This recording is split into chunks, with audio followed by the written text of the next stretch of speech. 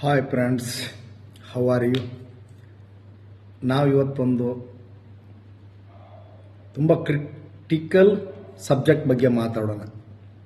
Middle east, America, Iran, Israel war start ಆಗಿದೆ. ಇಲ್ಲಿ ಸೂಕ್ಷ್ಮವಾಗಿ ನೋಡಬೇಕು. ಅಮೇರಿಕದ ಟಾರ್ಗೆಟೇ ಬೇರೆ, ಇಜ್ರೇಲ್ ಟಾರ್ಗೆಟೇ ಬೇರೆ. ಇಜ್ರೇಲ್ಗೆ ಏನು ಬೇಕಾಗಿದೆ, ತನ್ನ ಅಸ್ತಿತ್ವವನ್ನು ಉಳಿಸ್ಕೊಳ್ಬೇಕಾಗಿದೆ. ಯಾಕಂದರೆ ಒಂದೇಳೆ ಇರಾನ್ ನ್ಯೂಕ್ಲಿಯರ್ ಬಾಂಬ್ ರೆಡಿ ಮಾಡಿಬಿಟ್ರೆ ಅದು ಹಿಂದೂ ಮುಂದೆ ನೋಡದೆ ಇಜ್ರೇಲ್ ಫಿನಿಶ್ ಮಾಡುತ್ತೆ. ಅದರಿಂದ ತಪ್ಪಿಸ್ಕೊಳ್ಬೇಕಂದ್ರೆ ಅಣುಬಾಂಬ್ ರೆಡಿ ಆಗೋಕ್ಕಿಂತ ಮುಂಚೆನೆ ಅಟ್ಯಾಕ್ ಮಾಡಬೇಕಾಗತ್ತೆ. ಅದನ್ನು ಇಜ್ರೇಲ್ ಮಾಡ್ತಾ ಇದೆ. ಅಣುಬಾಂಬ್ ಆಗಿಬಿಟ್ರೆ ಅದಕ್ಕೆ ಖತ್ರ. ಮೊದಲ ಗುರಿನೇ ಇಜ್ರೇಲ್.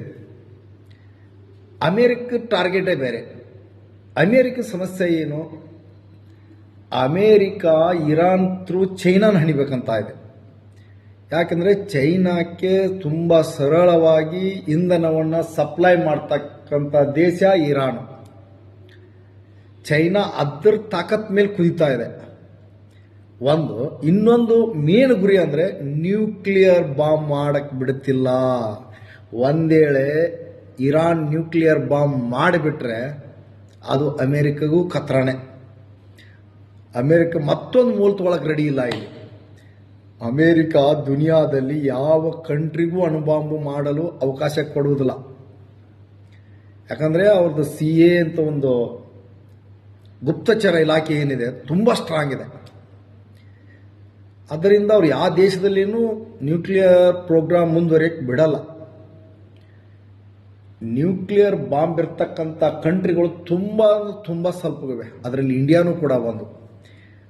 ಇಂಡಿಯಾ ನ್ಯೂಕ್ಲಿಯರ್ ಮಾಡಿದ್ದು ತುಂಬ ಗುಪ್ತವಾಗಿಟ್ಟು ತನ್ನ ಎಲ್ಲ ತಾಕತ್ತನ್ನು ಯೂಸ್ ಮಾಡಿ ಅಮೇರಿಕೆಗೆ ಮಿಸ್ಗೈಡ್ ಮಾಡಿ ನಾವು ಪ್ರೋಗ್ರಾಮ್ದಲ್ಲಿ ಅಣುಬಾಂಬ್ ಪರೀಕ್ಷೆ ಮಾಡಿ ಬೆಳಗ್ಗೆ ಮತ್ತೆ ಅಟಲ್ ಬಿಹಾರಿ ವಾಜಪೇಯಿ ಅವರು ಅಮೇರಿಕಾ ಅಧ್ಯಕ್ಷ ಬಿಲ್ ಕ್ಲಿಂಟನ್ಗೆ ಫೋನ್ ಮಾಡಿ ಹೇಳಿದರು, ಸೂರ್ಯ ಮುಗಳು ನಗುತ್ತಿದ್ದಾನೆ ಅಂತ.